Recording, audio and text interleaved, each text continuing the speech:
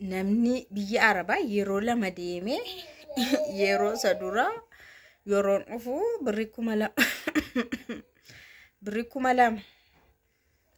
lama qofaatu birikuma lama qofan qaba biri Itoophiyaa jechuudha. Biri Itoophiyaa birikuma lama qofan qabannaan dhufe. Marraa lama naa deemu immoo birikuma 10 qaba. Nama jedhe way. Suuraa kan argitanitti dabalataan immoo jireenya Itoophiyaa irra mana hidhaa Dubaay wayyaa. Dubartii akkana jette kana jechuudha. Baay'een keessanii ageessaniitu. Mee waan dhibee tokko jira as keessatti jechuudha. Jireenyi ishii amma achi jalqabe hamma har'aatti illee jireenyi baay'ee takkaasiin qabi dhugaan siin jedha takkaama siin qabi. Wanti biyya Arabaatti ishee rakkisaa ture mana sagal jijjiirrachaa turte poolisiin ishee qabee asiin ishee baasee cinshii baasee mana hidhaa ji'a 8 hidhamtee gara Itoophiyaa dhuftee heerumtee heerumni sun illee akka hin taane ta'e hojii jalqabdee hojiin sun illee akka hin taane ta'e hiribisime mana qormaata achumatti deemtanii ilaaluu dandeessu jechuudha. Qormaata waan qormaata jedhamu ishee biratti deemtanii ilaaluu dandeessu. Nagaan siniif haa ta'u kabajamtoota hordoftoota akkam jirtu nagaa keessanii ani baay'ee nagaa koo galata waaqaa ta'u baga jiraattan baga har'a geessanii egaa yeroo tokko jechuudha namni fuula isaa kana yeroo laaltu waan qoramu sitti hin fakkaatu. Qorumsa waan qabu sitti hin fakkaatu. Fuula namaa ilaaluudhaan. Obboleettiin kun jechuudha biyya Arabaa gaafa jalqaba deemtee baay'ee dura haadha ishiitu deeme. Haadha ishiitu dura Kwaatariin deeme jechuudha. Isheen immoo hin baratti. Haati ishii fi abbaan ishii addaan ba'aniitu. Isheen abbaa ishii biratti guddataa turte. Abbaa biratti guddataa turte. Haa ta'u malee abbaan isaanii waanuma ijoollee isaanii dadhabanii biyya Arabaatti ergan miti. Isheen garuu dirqamuma deemuu barbaadde kutaa 10tti ofii kootiin akka kufu of godheeni biyya Arabaa deemeetti. Biyya Arabaa sababan deemuufis immoo dafee of danda'e jireenya mataa koo jiraachuu bu'aan hin barbaaduufidha. Barachuu hin barbaanne. Harmeen kiyyas immoo abbaa keenyarraa adda baatee biyya Arabaa deemtee jirti. Isa booda ka'een deemeette erga deemte ta'e immoo kottu bakka jetteetu haati kiyya na fudhatte Kwaatar jechuudha. Kwaatarii yeroo deemtu mucaan kun gaamma abbaan isaaniiyyuu ijoollee isaanii kan guddisanii hojjettuu qacaranii guddisan erga harmee isaaniirraa adda ba'anii mucaan kun biyya Arabaa miti kan biyya keessaayyuu hojjetteen guddanne akka haasoftetti. Yoon achi deemu garuu baay'ee natti ulfaateette hojiin ani biyyatti hojjedheen beekne achitti manni isaanii amma 4tti asii ol jira itti +4dha G4dha. Nama 9 ijoolleen yoo agarra nama 9 nama baay'ee jira mana sana keessa jettee isheen duraa sun deemuufidha. Ana waan tokko na babarsiiste deemuutti jirti. An hamma kan hundumaan hojjedhaa jettee namni biyyattumaa hojjeteen beekne achitti amma kan hojjechuun siruma naan taanetti bakka ji'a tokkotti ni haadha kootiin ani bakka waan tokko ta'uufidha jedheen na hojjechuun hin dandeenye yeroon jedhuuni mana eessatti na dabarsite jette bakka jara faana dubbatte mana Itoophiyaatti hin galaa minaamin jennaan birrii keenya kaffalii jedhaniin booda nama barbaadaa fiiti mana ijoollee guddisuufa akkanatti haa jijjiirrattu dhugumadhas hin dandeessu mucaan kiyya jettee jara faana haasoftee haati kiyyaa manni naa qayyarame. Manni iddoo sana immoo yeroo naa qayyaramu immoo mucaa ijoollee guddisuudha jettee yaa'u garuu waan tokko numan hojjedha waan hin hojjetamne hojjedha taa'uun biyya Arabaatti bakka Araba fuuldura hojiin hin jirutti taa'uun gumayyuu waan hin danda'amnee fi isaanitti hin tolu hojii fixeerattee yoo teessellee waan ati hojiin hojjennetti fakkaata hojuma kee fixattee yoo teessellee hojiin hojjenne ati jedhu bakka holii gad zooruu qabda mana keessa hojii gadettee ol jettee achi deemtee kaastee maal gochuu qabda. Achi mana sana immoo osuma kana jibbu meeqan taa'e jettee waggaa tokkoo fi gara ji'a 8 yeroon gahu madaamittiin umarra maalifan si gasha birrii kootiin jechuudhaan sababa kanaa gochuudhaani durayyuu galuu barbaadamti galinaan jettee inda ammaa fixee makee endeemaa yeroo jettu galii barbaadamnaa mi jetteetu bakka nyaata faana dhowwachuu jalqabde akka duraanii waan argi bakka akkani man sana geetti siqaay argu nana gootu harmee koo wajjin mari'annee birrii ji'a 3 yeroo sanatti egaa birrii ji'a 3 tikeetti naa kutamee gara biyyaatti galee yeroo biyyatti galuu birrii 2000 bichaan qabaa gara waggaa 2 irra darbite yeroo galtu birrii 2000 bichaan qabaa itti ishee jennee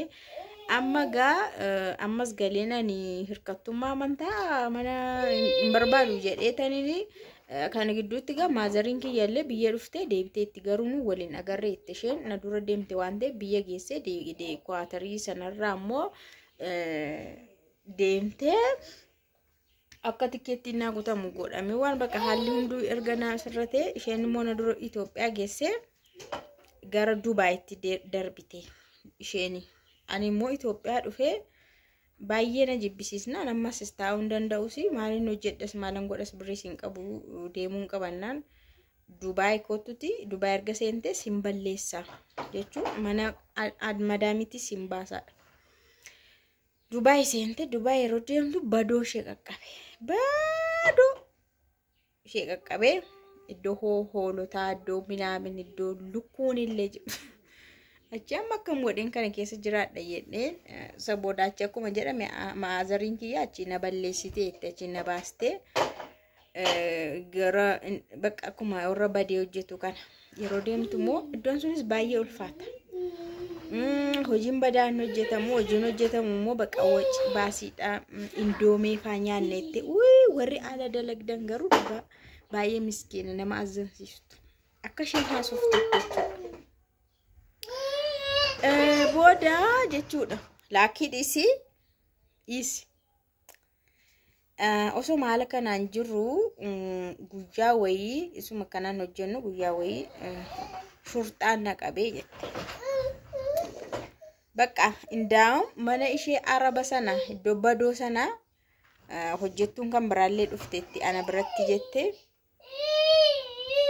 hojjettu kan biraasan dabalata fidan illee fuudheen baheette fuudheen gaafan badu ishees fuudheen balleessee bakka shurxaan gaafa na qabu wanjalli ishii baay'eedha waan ta'eef mana hidhaa xirriqse jettee seentee ji'a 8 hidhamte kanattidha kan isheen amma jireenya Itoophiyaa mana hidhaa Dubaay wayyoo mana hidhaa jettee dubbii ishii ol fuudhamee gadi fuudhamaa ture achitti bakka waan araba mana arabaatti nyaanne mana hidhaa keessatti nyaachaa turre jettee bakka xuruudha siree qoba ciisna tokkoon ciisna gassalaani bakka nu kennama saamunaan nu kennama itti amma akkasii garuu duraan natti fakkaata waan kun xiqqoo bubbuleera amma taarikiin Huseenaa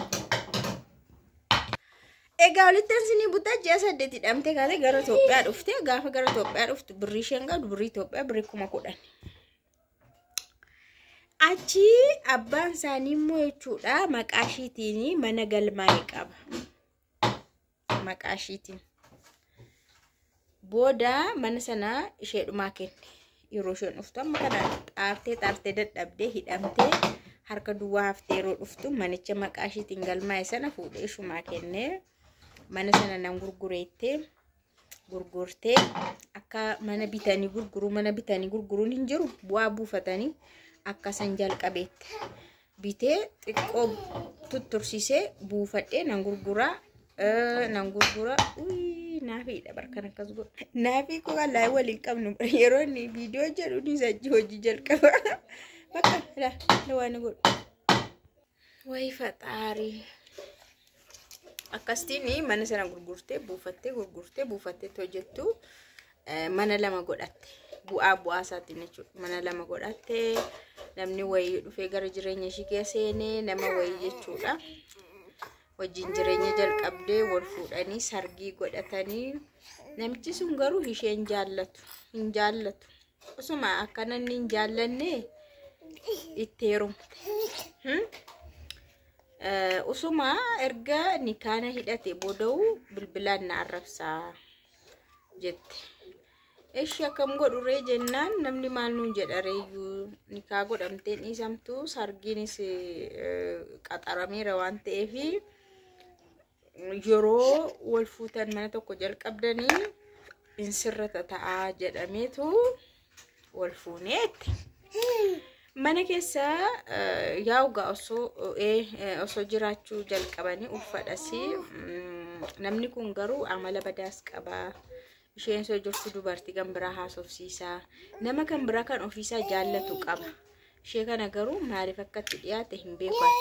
Maallaqa fa waan qabdu qabeenya waan godhatteef waan akkasiitiif dhiyaate natti fakkaata. Baay'ee siqaayee ishee nyaachisaa ture osoo isheen jirtu mana keessatti dubartii faan haasaa dubartii chaatii godha. Isheen da'uudhaaf hospitaala galtee hin dhufne erga isheen deessee maal jette qabsedhe beqa. Kan inni dhufee beqa boodarra addaan bahanii kaanii turanii immoo ammas walitti araaramanii lammata deessee amma immoo addaan bahan. Qabeenya ishee sin fixxee jirti jechuudha. Dura mana lama kan qabdu mana tokko gurgurtee yeroo isarraa adda baatee hojiin hojjedha jette kisaaraa kassarte giruusarii wayin banattee kassarte booda immoo isa tokkos gurgurtee ammas hojiin hojjedha jette amma bakka namanni buu garuu jireenya kana takkaas hin qabne jiruun takkaas hin qabne ani garuu maal yaadde isheen barumsa diddee carraashi barumsadha jedhee yaada. Isheen barumsuma hin baradhu jettee maatirikii kutaa 10 akkan of kuffisu godheen itoon dubbisiin guutee cal jedhee guutee akkan kufu of godhee jette. Sababni isaa yoon kufee bakka biyya Arabaa nan deema yoon darbe immoo ganaa 11 maal baay'ee isa baratan sana hin barbaadu. Erga dhuftee iyyuu baay'izawee erga maqaan isaa dhuftee Kwaatarrirraa dhuftee illee rakkattee mastangidoo beektu hojii keessummeessuu kaaffee faa waan akkasii jechuudha reestooraantii faa keessummeessuu warra waan argina maa dhiyeessan kan isallee qacarameen ture jette. Achi yeroo yaadamu immoo barumsi hin barbaachisa. Iddoo sanaaf immoo la barumsa diddee deemte sana hin baradhotte immoo galgala accountingii barachuun jalqabee. Isas immoo naan ta'an hojiin sunis naa milkaa'uu didee accountingii sanas waggaa tokko baradhee withdraw guuteen gara Dubaay deemee. Dubaay ilal tokko waan isheedha milkaa'ee hin jiru. Biyya Arabaa deemtee hin taaneefi asii daldala kana jaarsee heerumtee maa hin taaneefi gooftaa waaqni tokko isinaa tolchu hin jedha. Isheen amma barumsatu carraashiitti si'aan. Silaa barumsa barattee eebbifamtee hojii wayitti iddoo guddaa qabattee taa'uu dandeessi turte sila. Dhaabbata wayii keessatti iddoo guddaa ga'ee bakka carraan kee waan tokko sii kennama bara. Waan sana garuu bira ga'uu qabda. Kana ala ayi dubartii baay'ee tankaraatattee amma ijoollee lama faana bakka amma dhuma kanarra qabeenya ishiillee gurgurtee fixxee akka rakkataa jirtudha. Isheen haasofte. Waaqni sinaa gargaaru kaa durba koo dubartootaa waaqni siniin rakkisii waaqni humti siniin rakkisiin ijoollee faana siniin rakkisiin jireenya keessan siniin rakkisiin siniin jedhaa.